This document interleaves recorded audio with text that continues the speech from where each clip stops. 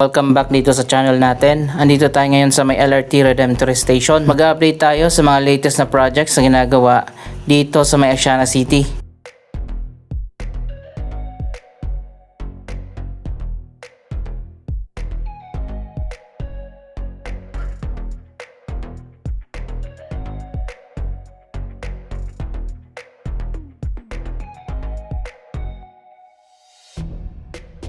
Natapos na yung clearing dito sa tabi ng LRT station. Akala ko may tatayo na bagong project, wala pala.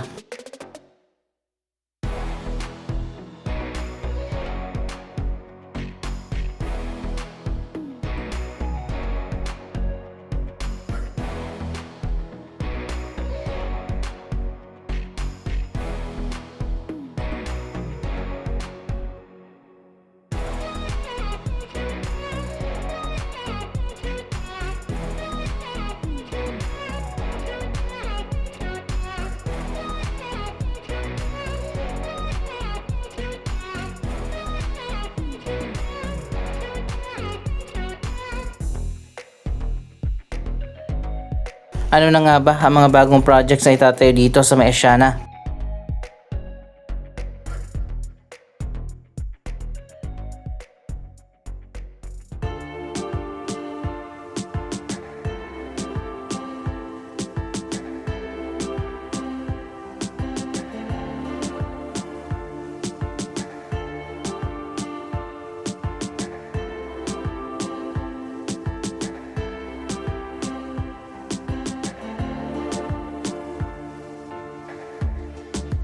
Malawak pala itong bakanting area sa tabi ng train station.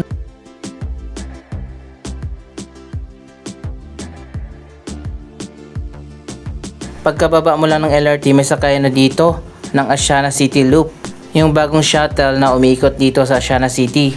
Kung tinatamad kayo maglakad, dadaan nyo ng Parkal, Ayala Malls, Manila Bay, papunta ng PITX. Dito yung sakayan at babaan. Pwede pa magtayo ng mall dito, oh. Maganda yung location katabi ng LRT.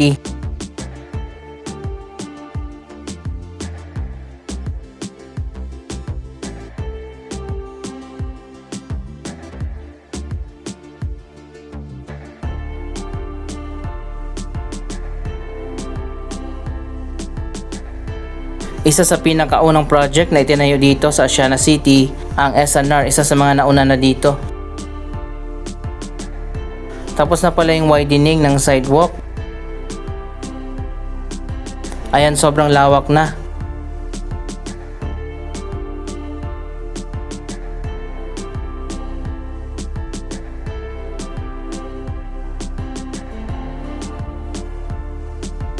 Tatawid tayo dito sa kabila, titingnan natin. Magsisimula na itayo ang bagong De La Salle University College of St. Benilde.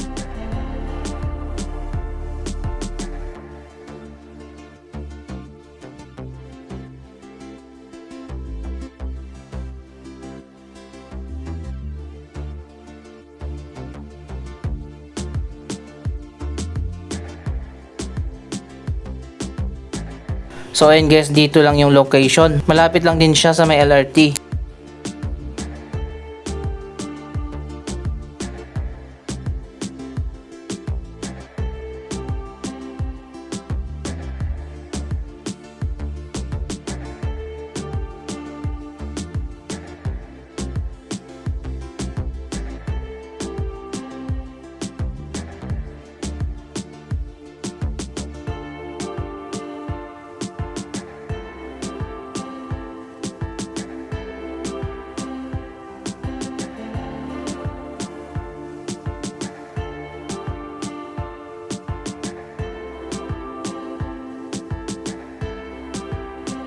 Dito rin pala nakatayo ang Pixel Hotel at dito sa kabila may Red Planet.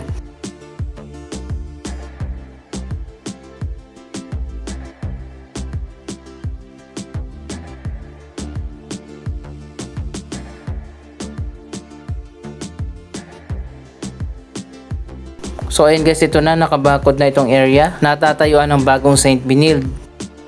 Ilang buwan na nakaraan, nagkaroon na nga ng groundbreaking ceremony para sa bagong college building na itatayo dito.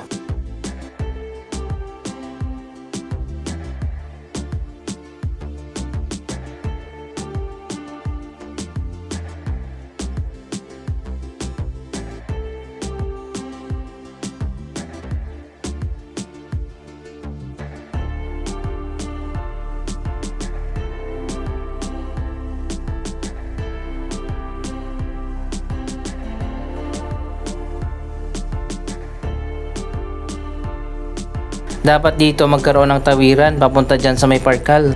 Maglagay sila ng elevated walkway.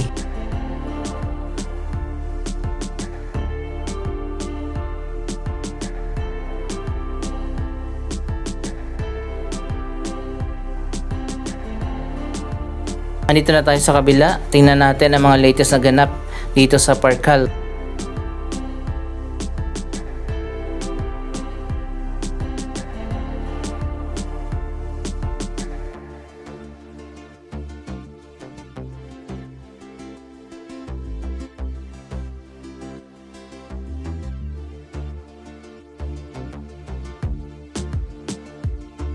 Iba talaga kapag master plan development, maluwag yung street at meron pang dedicated na sidewalk at meron pang bike lane. Ang dami na palang tenant dito sa magkabilang side.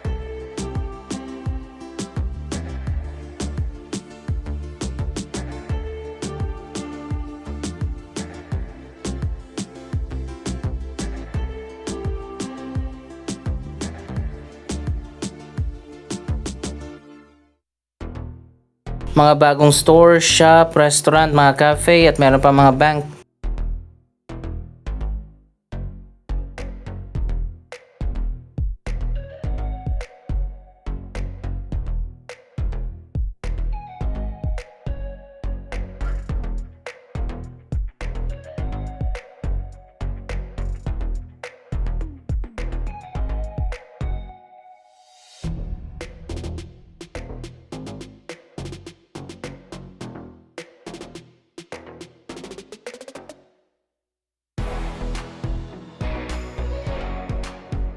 Kakaiba yung design ng Parkal. Ito ay indoor-outdoor na shopping center at meron pa mga office spaces sa taas.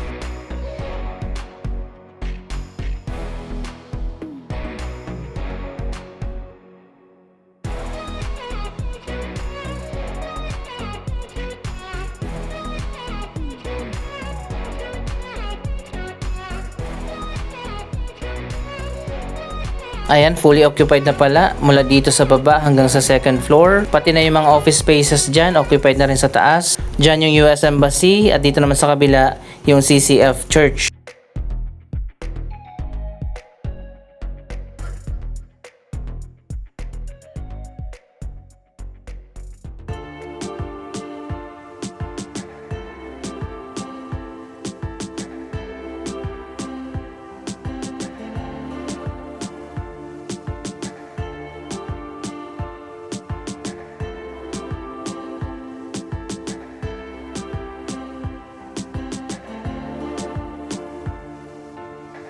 Ito na pala yung latest na progress sa bagong office towers ng Asiana. 4 na bagong building ang itatayo dyan.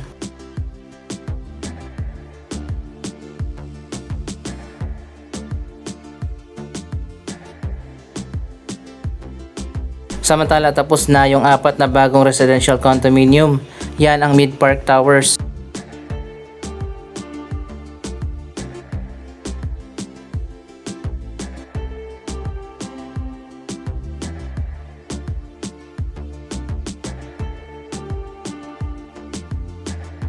Ito naman yung design ng kanilang bus stop.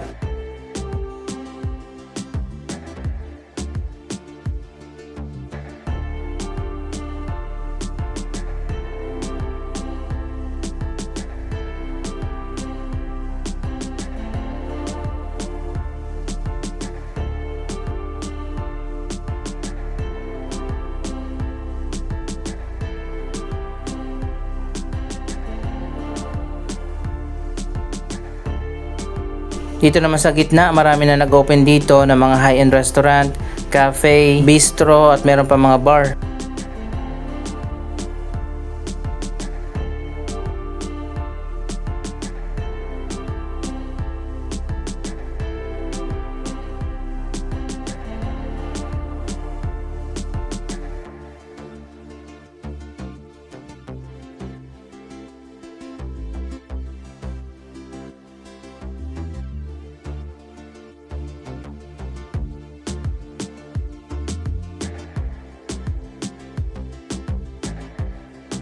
Grabe, ibang-iba na ngayon ang Parkal, napakaganda na. May Xiaomi flagship store dito. Nilagyan na ng barcode ang amphitheater.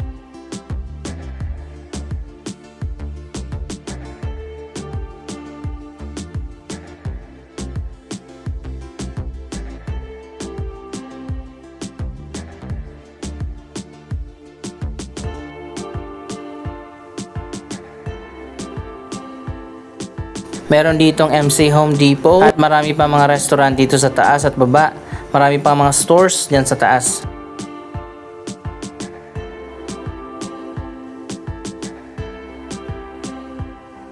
Connected naman ng elevated walkway ang mga building dito.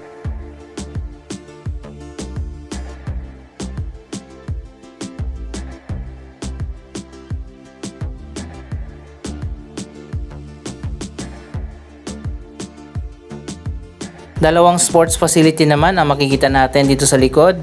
Isang football pitch at basketball court. Sa ilalim nito may basement parking.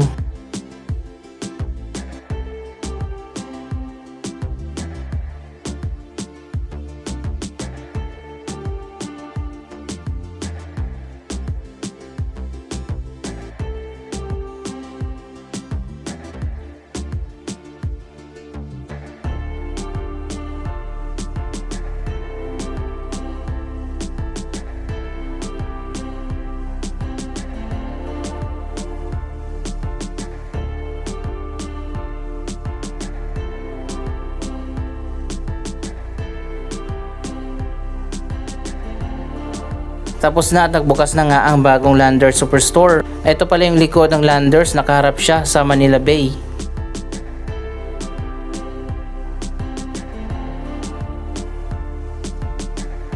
May mga vacant areas pa rin dito sa likod. Pero konti na lang, abangan pa natin yung isa pang project na itatayo dito, ang St. Luke's Medical Center.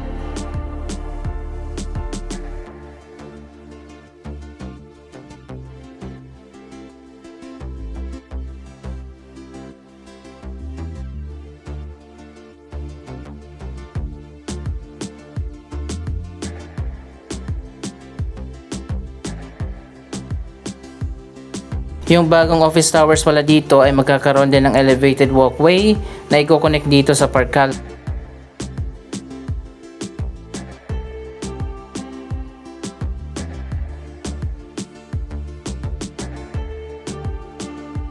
Very open yung design ng Parkal, napakaganda.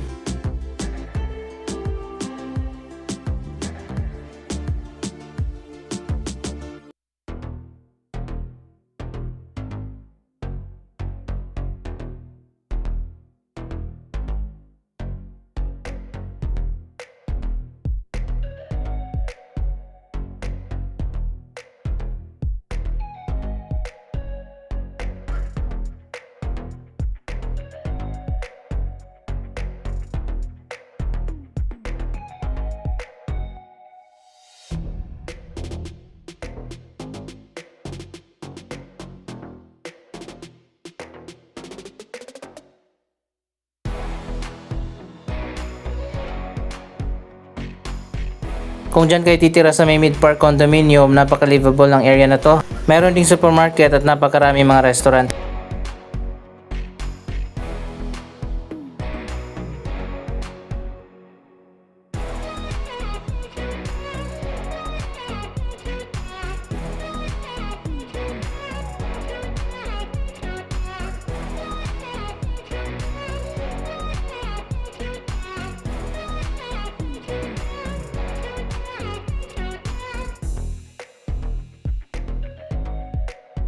Nakapunta na ba kayo dito sa Parkal?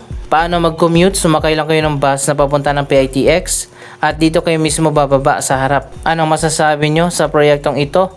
Mag-comment lamang dyan sa baba ng inyong mga reaksyon. Maraming salamat sa inyong panonood. Huwag kalimutan na i-like, i-share ang video ito at mag-subscribe. Thank you for watching!